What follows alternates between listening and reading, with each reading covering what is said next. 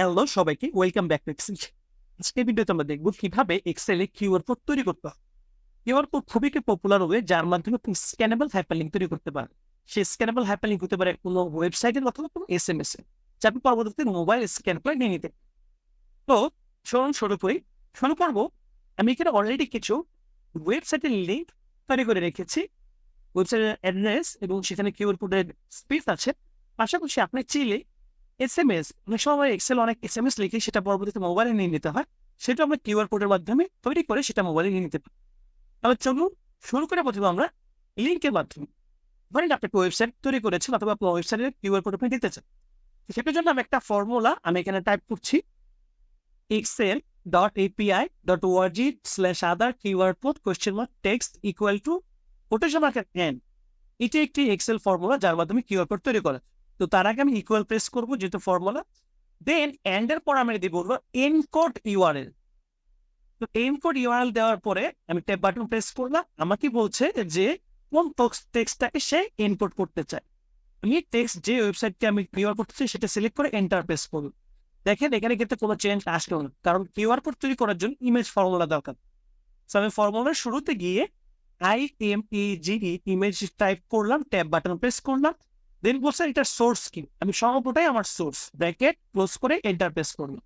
দেখেন সাথে সাথে কিউআর কোডটা এসে পড়ল। এখন আমি যেটা করব, গুগলের কিউআর কোড এটা আমি পুরোটা ড্র্যাগ ডাউন করে নিচে দিয়ে দিলাম। প্রত্যেকটা ওয়েবসাইট যা আমি টাইপ করেছি তার প্রত্যেকটারই কিউআর কোড তৈরি হয়ে গেল, যা মোবাইল দিয়ে স্ক্যানেবল এবং যে কোনো কিছু দিয়ে স্ক্যানেবল এবং এই ওয়েবসাইটে চলে যায়। নেক্সট জানবো এসএমএস কিভাবে আমি কিউআর কোডে নিয়ে আসবো। অনেক সময় আমরা মোবাইলে টাইপ করতে পছন্দ করি, অনেক বড় এসএমএস টাইপ করার জন্য আমরা এক্সেলকে বা ওয়ার্ডকে পছন্দ করি, সেখানেও কিউআর কোড ইউজ করতে পারি। তো সেম পদ্ধতিতে আমি ফর্মুলাটা পেস্ট করলাম, api.excel API, বা যেহেতু এটা একটা ফর্মুলা আমি শুরুতে ইকুয়াল বাটন প্রেস করব, করার পরে ওই এন্ড এর পরে ইনপুট ইউআরএল এই ফর্মুলাটা টাইপ করব। ট্যাব বাটন প্রেস করে বলছে টেক্সট কোনটা, আমি চাই এই এসএমএসটাকে আমি কিউআর কোড ব্র্যাকেট ক্লোজ করে দিলাম। বাট তার আগে আমি কি করবো, ইমেজ দেবো, যেহেতু এটা কিউআর কোড ইমেজ দিয়ে আমি সমগ্র ফর্মুলাটা শেষে ব্র্যাকেট ক্লোজ করে এন্টার প্রেস করি। দেখেন কিউআর কোড তৈরি হয়ে গেল। আমি ড্র্যাগ ডাউন করলাম, নিচের যে বড় এসএমএসটা সেটাও কিন্তু কিউআর কোড তৈরি হইল। তো এই কিউআর কোড গুলো কিন্তু স্ক্যানেবল মোবাইল দিয়ে। আপনি এখন যদি এই কিউআর কোড গুলোকে চান সাইজে বড় করার জন্য, সেটা কিন্তু আপনি ইজিলি করতে পারবেন, ছোট বড় সবই করা যাবে। আপনি জাস্ট রো বরাবর ড্র্যাগ ডাউন করার মাধ্যমে আপনার প্রয়োজন মতো কিউআর কোড গুলোকে সাইজ কম বেশি করে ফেলবেন।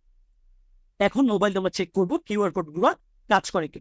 এই যে google.com, আমি এখানে কিউআর কোড ধরলাম, google.com এসে পড়লো। পাশাপাশি youtube.com ঠিকভাবে কিউআর কোডে এসে পড়েছে।